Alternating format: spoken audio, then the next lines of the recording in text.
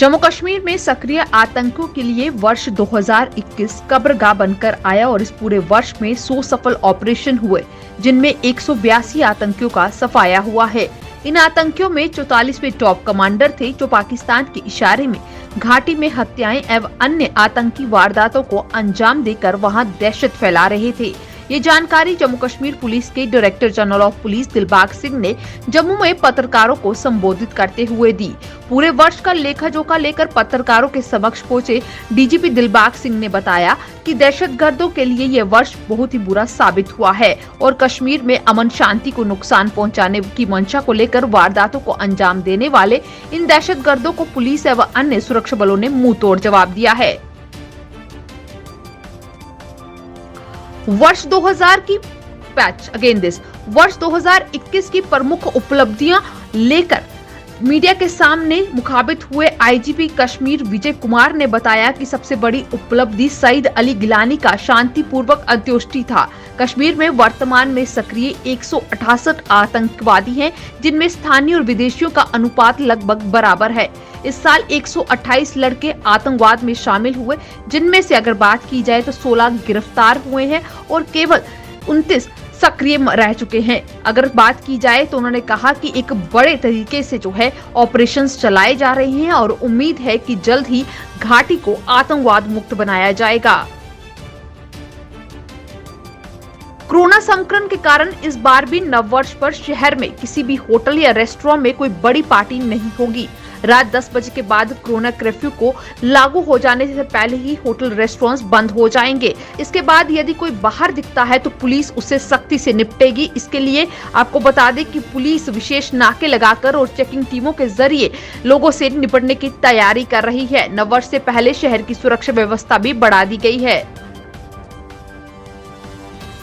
Director health Jammu के बाहर medical employees के द्वारा प्रदर्शन किया गया और साथ ही काले झंडे उठाकर नारेबाजी की गई और साथ ही इस मौके पर कहा गया कि जल्द ही अगर इनकी लंबी पड़ी मांगों को पूरा नहीं किया गया तो ये लोग जो है काम छोड़ हड़ताल पर जाने की तैयारी में हैं।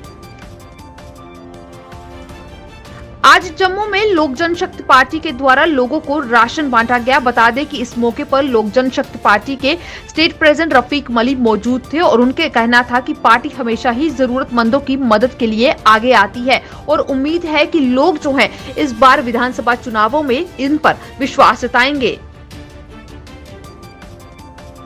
जम्मू और कश्मीर अपनी पार्टी के उपाध्यक्ष उस्मान माजिद ने कहा कि परिसीमन रिपोर्ट 2011 की जनगणना पर आधारित नहीं है। न केवल राजनीतिक दलों के लोगों को इस रिपोर्ट पर विरोध करना चाहिए, क्योंकि ये पूर्ण रूप से अस्वीकार्य है और साथ ही साथ लोगों को भी जो है इसका विरोध करना चाहिए। बांदीपुरा माजिद स्थित अपने आवास पर पत्रकारों से बात करते हुए कहा कि रिपोर्ट घाटी के लोगों के साथ एक तरह से अन्याय है। अखिल भारतीय सफाई मजदूर संघ के द्वारा आज जम्मू के प्रेस क्लब में एक विरोध प्रदर्शन किया गया। बता दें कि एडमिनिस्ट्रेशन के खिलाफ नारेबाजी की गई और इस मौके पर इनका कहना था कि अगर जल्द ही हमारी डिमांड्स को पूरा नहीं किया गया तो जम्मू शहर के अंदर गंदगी का आलम देखने को मिलेगा और इसकी पूरी जिम्मेदारी एडमिनिस्ट्रेशन की होगी। परिसीमन आयोग की रिपोर्ट पर विरोध लगातार देखने को मिल रहा है और इसी के चलते आज बनिहाल के गुल में भी परिसीमन आयोग की रिपोर्ट पर सभी दलों ने प्रदर्शन किया। प्रदर्शन के दौरान बाजार बंद रहे और मांग की गई कि कुल इलाके को भी कॉन्स्टिट्यूएंसी का दर्जा दिया जाए। लोगों की गुहार लगाई कि वह एक साथ बाहर निकले और अपने हकों के लिए आवाज उठाएं।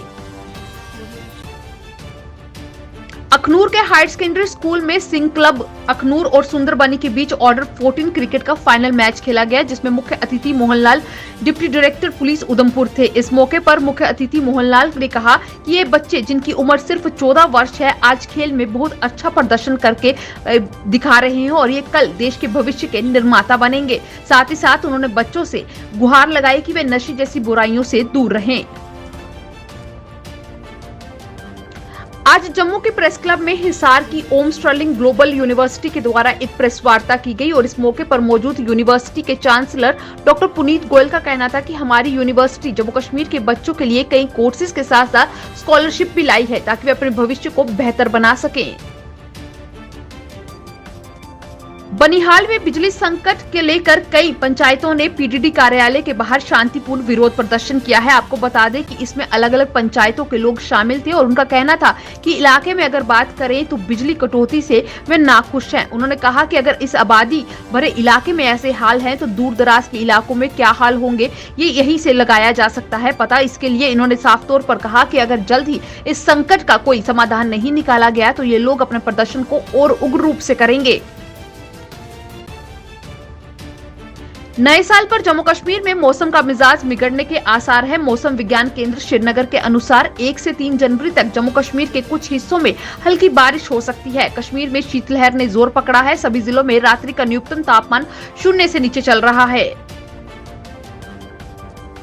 भारत में कोरोना संक्रमण के मामलों में तेजी से बढ़ रहे हैं। पिछले 26 दिसंबर के बाद से लगातार 10,000 से ज्यादा मामले सामने आ रहे हैं। ओमिक्रॉन वेरिएंट के मामलों में तेजी से बढ़ रहे हैं। देश में अब तक लगभग 1300 से ज्यादा मामले सामने आ चुके हैं। पिछले 24 घंटों में ओमिक्रॉन के 300 नए मामलों का पता चलने के साथ ही शुक्रवार को भारत में इस नए वेरिएंट के कुल मामले बढ़कर 1270 पर पहुंच गए हैं।